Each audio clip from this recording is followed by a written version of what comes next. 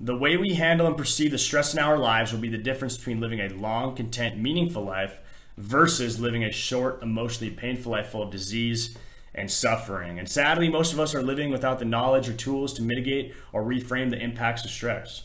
Okay, so first, let me introduce myself. I am Ethan Etchart, a personal fitness trainer with a bachelor's degree in health and wellness. My track record in coaching clients reflects stories of weight loss, upwards of 80 pounds, and muscle gain, upwards of 30 pounds. My training also has to do with mental health, and so I've helped clients manage alcoholism, quit that, and break nicotine addictions as well. So prior to coaching, I was previously in the Air Force for 5 years. That is where I developed my sense of discipline and my drive for excellence, all of the things that are making me do what I do today. Okay, now so back to stress. Fortunately, scientific research has proved a variety of methods that can significantly decrease one's suffering with stress and increase resiliency to push through the friction of life and create a more enriched, meaningful experience. And there are also so many beautiful and prominent methods or techniques for managing stress that our ancestors have used, ranging from the old world to the new world, from Eastern philosophies to Western philosophies. And this course seeks to equip you with the ability to control your relationship with stress and bulletproof your mental health. So now let's get started on the next lecture, defining what stress is. We all know what it feels like to be stressed out. And the way most of us understand stress is as the feelings of tension or pain in the body and anxiety or depression in our mental state. So it's actually a little difficult to exactly define what stress is because there are different categories of stress and everyone interprets their experiences completely differently. For example, someone may be absolutely terrified to perform a speech in front of their coworkers. Meanwhile, you'll have someone else that is completely comfortable with delivering a speech in front of 50,000 people. And so to start, we're just going to talk about what the physiological stress response is in the brain and body, because essentially we can think of the blanket term stress as anything that elicits this stress response in the body.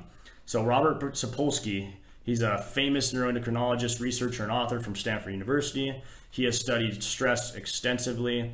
And what he always has noted is that this physiological stress response that we experience is the same that other animals experience in the wild. However, they only activate their stress response when necessary, such as fleeing from an animal that is about to kill it. This is the fight or flight. And so this neuroendocrine stress response is referred to as the HPA axis, which stands for hypothalamic pituitary adrenal axis. And I'm not a neuroendocrinologist, so I'm not going to try to sound super fancy explaining it, but essentially when we're exposed to a stressor, hypothalamus in our brain releases a hormone, which releases another hormone through our pituitary gland into the bloodstream. And now once it's in the bloodstream, this is what's going to turn our adrenal glands on top of our kidneys to release cortisol and adrenaline. And so once we have those two hormones released, it's dramatically going to increase our heart rate, and which is going to pump blood to our muscles, and the liver's then going to release glucose for energy, for fight or flight, and turn off the other systems that are not essential for surviving in the current moment, such as digestion, growth, or reproduction. And these hormones are quite intense and severely tax our biology by being activated so frequently. So this sympathetic nervous system stress response, it's extremely effective for combating immediate threats or stresses, but not entirely necessary for humans in most situations in the 21st century. So Sapolsky, he loved to highlight how ancient the system is when explaining how chronic stress affects us in today's world. We still activate the system that is necessary for extreme combative situations in today's world when someone looks at us funny, in the grocery store, for instance. So this is what is leading to burnout, anxiety disorders, and this is a one-way ticket to rock bottom.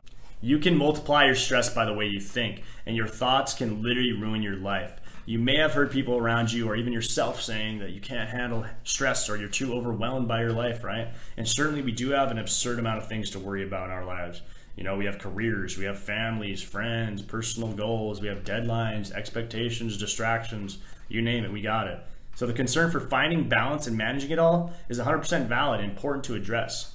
However, what is more important to address first is your relationship with yourself and the way you think. Dr. Joe Dispenza is a New York Times bestselling author whose work has shown light on the power of the placebo effect. And how our thinking can make us more sick or more healthy and powerful. And so what he says is that where we place our attention, it further reinforces our thoughts, it validates our interpretations of the past, or it fulfills the expectations of the future. So if we rerun our past disasters and mistakes in our brain, then we continually reinforce the fact that we are lazy or undisciplined, we're a loser. And if we continually interpret ourselves through the judgment of others who are telling you that you won't succeed, or achieve your goals, then you begin to accept those limitations and lose belief in yourself. If you continue to expect every event in the future that you are stressing about to go wrong, then guess what? Those events will not go well. And so we must understand this about our negative relationships and thinking patterns. We must understand that they make us worse, and they make us sick, and they ruin our lives. You can dramatically decrease your stress. And although really you're not decreasing or eliminating the stimuluses that may be attributing to your past stress, you can and will become strong enough mentally and emotionally that your overall framing of what stresses you out will completely change. And so remember, the framing of our experience is everything. And this is a point that neuroscientist, podcast host, and New York Times bestselling author Sam Harris always says that has made a significant impact on my life. Sam Harris has a deep history with meditation, mindfulness, and neuroscience. And this is what equips him with the tools and the platform to make a huge difference in disseminating the importance of mindfulness and living this examined moral life. And so one example of the framing of an experience that Sam Harris will often talk about is the difference between anxiety and excitement. And they're so similar physiologically that the framing is the only difference that is observed between those two emotions. He depicts this point by bringing up the thought experiment of what it's like to get on board of a roller coaster. You are either feeling extremely nervous or excited, depending on your framing. And so what typically happens when we feel nervous, we're subconsciously, deliberately choosing to frame that moment as anxiety provoking or stressful, right? And so like I mentioned in the past chapter, with inspiration from Joe Dispenza, where we place our attention, it further reinforces our thoughts, which validates our interpretation of the past, or it fulfills expectations of the future. So think about what the reversal of what I depicted in the last chapter. Rather than always reinforcing negative beliefs and feelings about ourselves, rather than always validating negative interpretations about ourselves, rather than always expecting the worst outcome possible, what if we actually adopted a positive, gracious, peaceful, empowering mindset? What if you never forgot how unstoppable you were? And if you always took time out of the day to acknowledge how great you are at a number of skills? And for God's sakes, you're a human being who has made it this far in life. You are incredibly competent and interesting. You are beyond capable of handling responsibility and adversity. You have so many complex skills, it's ridiculous. And so when you understand that you are beyond adequate and have self-compassion for yourself, then stress, it cannot affect you the way it used to. And remember, when you continually place your stress on the negative, often false framings of your life, you always lose. And on the flip side, when you continue to place your mindset on what is benevolent and powerful about you, then you will always win. And this has been demonstrated in peer-reviewed academic research across the globe. For instance, we have a study that I was looking at from Iran, and they use self-compassion to help decrease perceived stress in breast cancer patients in Iran. And so we're quite literally, these women who are demonstrating higher ratings of self-compassion were way more likely to increase their physical activity and improve their physical health and adopt healthier social habits to strengthen their mental health during cancer and recover faster. And then we also had a study I looked at that was in the Netherlands, where they were trying to help decrease stress in doctors. And so what they did is they increased in self-compassion within these physicians. And next thing you know, these doctors were not struggling with burnout, and they were way more resilient and way more effective in their careers because they knew how to handle stress. And so we know that this is significantly helpful to decreasing our stress in our life and living a much more meaningful, powerful life. So stay tuned for the next lecture. And so this is when it's time to get real now. It's time to take ownership over our anxiety and our depression. If our thoughts can make us more stressed out, which leads to the early onset of diseases, then it's certainly true the opposite. Our thoughts and approach to stress can lead us toward a more successful life. And a life where we have everything we've needed, the life where we achieve everything we have wanted and are beyond grateful for the experiences that we've had, friends and family, you name it. Without a proper toolkit for handling stress, we won't reach our goals. We won't satisfy our family and friends, and we likely will program our health for an early death. And so with the proper tools for managing stress, we can literally achieve the goals and even surprise ourselves with what we're even capable of earning beyond that. And so you owe it to yourself to adopt some stress reduction strategies and finally control your relationship with your emotions. And so stay tuned for the following chapters to discover how to manage your stress most effectively. As a personal trainer and fitness fanatic, it would be sacrilegious of me not to mention that a routine that is consistent with exercise, adequate sleep, and a nutritious diet, it's the #1 approach that one should have to combat stress. and strengthen their mind and body. So exercise, it's been proved in a number of studies to decrease depression and anxiety and increase confidence and self-compassion and total health. So it's commonly recommended right now to get about 150 minutes of moderate physical activity per week or 75 minutes of vigorous activity. So moderate activity would be like a light jog, maybe you're riding the bike, while vigorous activity would be like lifting weights, going for hikes, swimming, playing sports, things like that, okay? And so we have to get exercise. Exercise is so important. Next, we have sleep. Sleep, it's the most fundamental activity that we do as humans. Everything from emotional regulation to muscle repair and to growth and then repairing the immune system, it happens through sleep. And we must be sleeping 7 to 9 hours.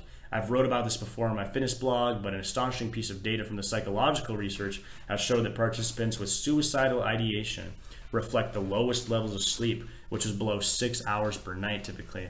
And so when our bodies are so stressed that we can't even get 6 hours of sleep per night, then we are headed down a scary path. So we gotta prioritize our sleep, and stay tuned for chapter 7 where you will learn effective sleeping strategies for managing stress. Okay, lastly, a nutritious diet. It's so important, let's not get it twisted. We need to eat whole foods that are not processed and full of added refined sugars. Food is fuel. And of course, we need to eat food that we enjoy, but we can't get too out of touch with the fact that food is fuel. And it has been shown in many studies to date that highly processed, refined carbohydrates, they're associated with detrimental effects on mental well-being, which often take form in depression or chronic anxiety. And this would be, which would be the effect of an overactive stress response. And furthermore, our gut microbiome is full of trillions of microbial organisms that interact with the brains by means of hormonal, inflammatory, and neural pathways. So when we eat foods that disrupt our gut bacteria, we can demonstrate more inflammation and even signs of more depression. And much of this research with the gut microbiome is fairly fresh, but beyond promising for predicting and explaining issues with one's health. And that is why we must consume a nutritious diet to combat stress and fuel our body for the workouts and to feel amazing. Your mentality will make or break you. And so there's an extremely important concept that has made the most sense to me as far as dealing with stress goes. To simplify it, it's the debate between the abundance mindset and the scarcity mindset. The scarcity mindset is living through the stress response nearly 24/7. And it's also referred to as survival mode by the likes of many psychologists and neuroendocrinologists. And so when we're living through the scarcity mindset, nothing ever seems to be going our way, and a sense of achieving success and contentment with our lives is nearly impossible. Whereas with the abundance mindset is completely the opposite. Rather than always thinking of the worst possible outcome, instead you are preparing yourself for the most successful outcome. And when you place your attention on the redeeming qualities about yourself and the potential of which you are capable of, then you will be equipped with the tool set to reach these new horizons that you never even thought you'd be capable of beforehand. And so how can we embody this mindset? It has to start with meditation and journaling. And meditation may be unfamiliar waters for many of us, but I cannot emphasize enough the importance of adopting a meditation routine. And so even if this meditation you do is only 10 minutes long, the benefits are astounding. And with meditation, you become cognizant of your emotions and your thoughts that you are not consciously in control of. And so you learn to understand your subconscious mind and your negative beliefs. Plus, when you truly meditate and reach a state of thinking about nothing and become completely aware of your consciousness, you are training yourself to control your attention and make note of the beautiful intricacies of life and what it means to be a conscious being. And so now let's get into journaling. Journaling is paramount. And Dr. Jordan B. Peterson, the famous psychologist, New York Times bestselling author, he simply states that if you can think and you can speak and you can write, then you are absolutely deadly. And I'm currently in the middle of his future authoring program right now. And the journaling experience I've had so far and within it have been absolutely remarkable. So when you learn how to journal about your past, your present, and your future, you become much more understanding of yourself and others. And so you can become in control of how you handle your life, and especially how you handle stress. There are some simple journaling techniques that can be used, and I'll speak about them in the final lecture where I discuss the must-adopt systems for handling stress. So like I mentioned in chapter 5, sleep is the most fundamental activity in our existence, and we must be getting at least 8 hours of sleep. Yes, the recommendation, it's 7 to 9 hours, but we all know that going to bed 7 hours before wake up time does not mean you're going to get 7 hours of sleep. You're likely getting more like 6.5 or less because you have to prepare for sleep, and then you're probably going to wake up in the middle of the night and have to go use the bathroom for 15 minutes, and hopefully you don't check your phone, but you might do that too, so you get the point. So we need to get a true 7 to 9 hours, so we got to shoot for 8. In order to do that, we need a proper routine and be able to wind down and stay asleep. And it starts with light exposure. So Dr. Matthew Walker, who's a sleep researcher and author, he published a book called Why We Sleep. And he makes it clear that the methods of limiting light exposure between the hours of 10 p.m. to 6 a.m., and especially during your sleeping hours, if you happen to sleep during irregular hours, is extremely important for your circadian rhythm and falling asleep on time consistently. So you're going to need a sleeping mask or blackout curtains, and especially if you're sleeping during daytime. And that's what's going to allow your body to stay asleep and recover properly. Next, it's the temperature of the room. You got to have it between 16 to 20 degrees Celsius or 60 to 68 Fahrenheit. And this is what's going to allow you to achieve deeper sleep quality and a higher quality of sleep, and deeper sleep. And the other point is you need to get the full 8 hours of sleep, not only because of the duration, but what happens in those final 4 hours. That's when your body is drifting more into REM sleep or dreaming sleep. This is where your body or your mind, it learns to emotionally process and reckon with everything that's going on in your life. So if you're someone that's struggling with stress, you're probably not getting the full 8 hours because you're not allowing your mind to emotionally reckon through those 8 hours of sleep. And so that's the other thing, is we have to make sure we're getting the full duration, because that's where all the amazing things are happening with our stress management. Okay, and then furthermore from there, we have also sound. So if you are someone that sleeps in a noisy environment, you're going to need like earplugs or some way to not be distracted and waking up throughout the night. Okay, so I use earplugs. They're super helpful. And then the final approach, or the final technique I'm going to talk about regarding sleep, is the progressive muscle relaxation technique.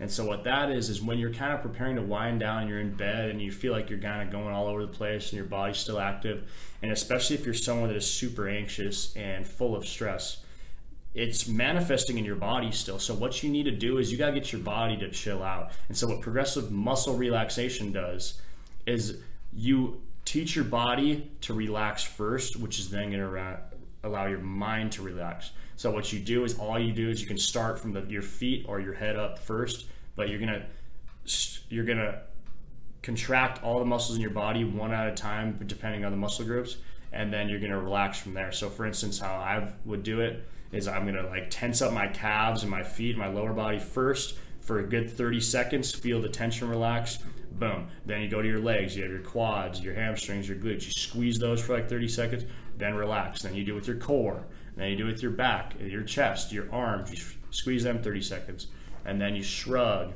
And that's where a lot of people hold a lot of stress and tension, is in their neck and their traps, and then also their face, their jaw. That's where I had been holding it a lot too. So you got to tense it all up, 30 seconds each muscle group, relax, and that's what's going to allow your mind then to feel much more peaceful and willing to drift off into sleep. And it works every time. So give that a try as well, and I guarantee you're going to have better sleep, along with the light exposure, noise, and temperature of the room.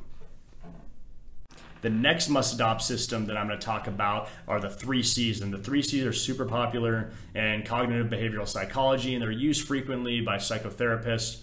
And so what they do is, the first C is called catch. And what you're going to do is you're going to catch a negative thought or emotion that is very stressful for you. So let's use me for example. Let's say I'm driving to work, I'm going to train my clients, I'm a personal trainer, and I think, wow, I am the worst personal trainer of all time. That's me, boom. First, I'm catching that negative thought or emotion, and then I have to next check it. That's the second C.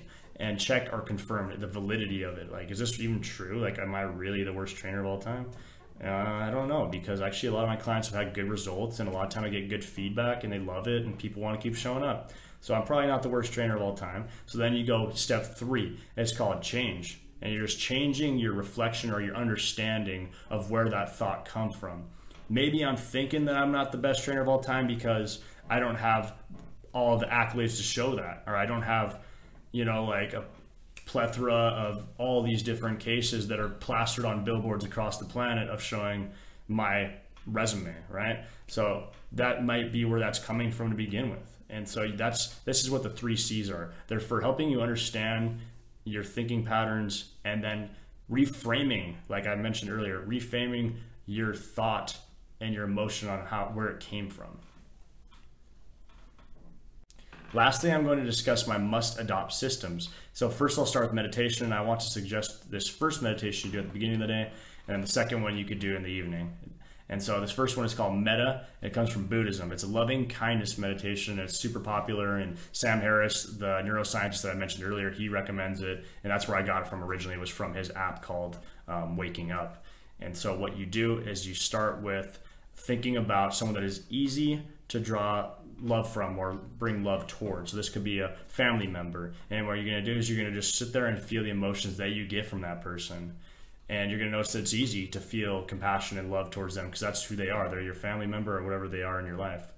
And then you're going to be thinking of the phrase as well, that while you're doing this, may you be happy, may you be safe, and may you find peace. So at some points you may find yourself thinking of stressful thoughts about that person. Maybe they're going through something challenging in their life, and you're going to be like, whoa, I just want them to find peace. I want them to be safe. I want them to be happy. And you're going to feel that compassion towards them. And then what you're going to do in the next part of the meditation is you're going to think about someone that is difficult to share love with, someone that annoys you, someone that you hate. And you got to do the exact same thing. You have to think about those emotions that you get from that person. And you're going to recognize a lot of negative ones probably with this type of person, but when you continually repeat the mantra of may you be happy, may you be safe, and may you find peace, you begin to empathize with them and draw compassion towards them. And when you do that, it's going to be like removing a burden off yourself, and it's going to make it a lot easier to do the final step in this meditation, which is when you think of yourself. And you do the exact same thing. You think of the emotions you feel when you think of yourself. And maybe if you're struggling with confidence and loving yourself and compassion, it might be painful. You're gonna be like, whoa, like I feel like I'm so inadequate. And like, if we know what we know from the past lectures is you're totally not inadequate. You're beyond adequate. You can handle a lot. And so when you finally give yourself that same compassion, you think, may I be happy, may I be safe, may I find peace, you're gonna feel way more compassionate toward yourself because you just did that for your haters in the previous part of the meditation. So you know that when you love yourself, you can love everyone else. And that's kind of what's going to eliminate a lot of stress in your life, because most of our stress is coming from the worrying of judgment from others. And so that's why this meditation is huge, especially when you're starting the day. Okay, so that's the first meditation. So the last must-adopt system that I'm going to talk about is improving your social life. And this doesn't mean that you need to go to every single party and you need to build all these crazy friendships and have this super huge network. It's not just that. What I'm saying that for is because the majority of our stress is completely psychosocial. And we're just worried about what everyone thinks about us. We're walking in downtown and we walk into work and we're worried what they're going to think and what my mom is thinking about I'm doing with my career. And that's where it's all coming from. That's where the majority of your stress is. It has nothing to do with just you. It's your interpretation of what everyone else thinks about you. And so this is why it starts with understanding you need to build more emotionally vulnerable relationships and being more authentic. And that's a little scary at first, but it's actually what's going to protect you in the long run.